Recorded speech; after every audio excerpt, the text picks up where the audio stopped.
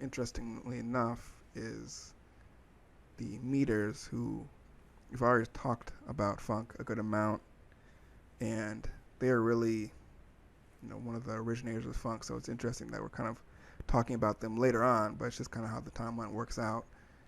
A lot of these other individuals on the timeline kind of start a little bit before and keep going past.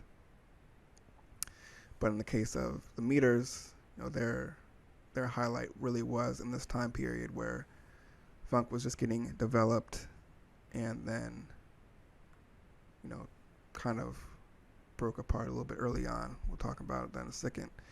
But they were known as originators of the funk. One of the key originators. I already talked about James Brown Band. We talked about the Upsetters of Little Richard, his band, and kind of there's other key components to that. But when you think about all of those bands, that's kind of forms the core. When you think about the original sounds of funk. And the band was led by Art Neville, the Neville brothers, who come from New Orleans music scene.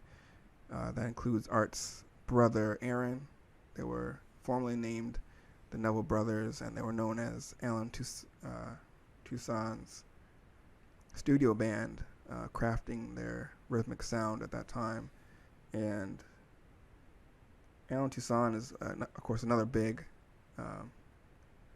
New Orleans, known in the New Orleans music scene, and he was influenced by the well-known New Orleans player Professor Longhair, who had been really influenced by champion Jack Dupree, who we talked about quite a while back.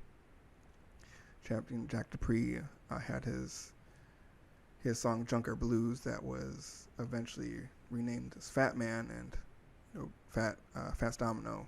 That was his original hit, and who's also a New Orleans guy. So it kind of all stems back to Champion Jack Dupree to some degree.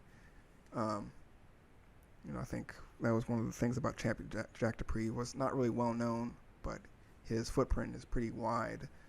A lot of it was because he decided to go to Europe, and most of his career was spent there.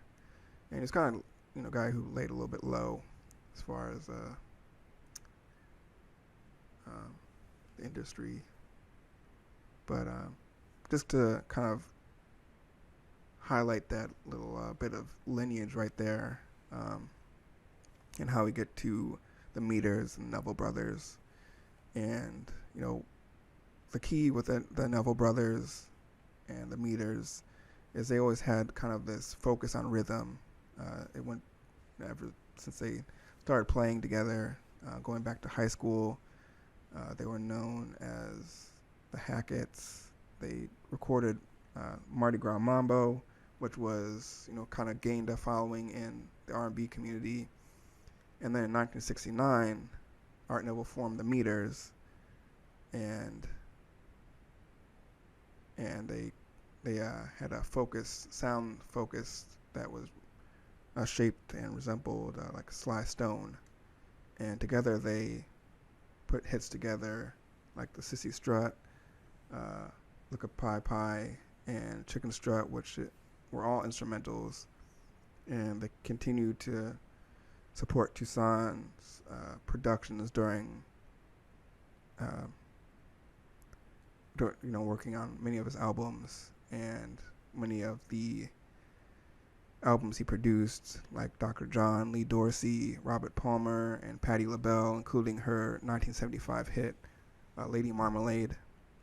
And they split up in 1977 after they had a disagree with Toussaint, and the Neville brothers. They continued to perform together and solo, and they collaborate with a bunch of numerous musicians, because of course they're more known for their instrumental. So you saw a lot of different collaborations, to sometimes with vocalists and other musicians, to just put together more complete, I guess you could say, performances and songs, or iterations of songs. And then in 1989, the band reformed and continued to perform with various band iterations into the 2000s, and they still see them tour today.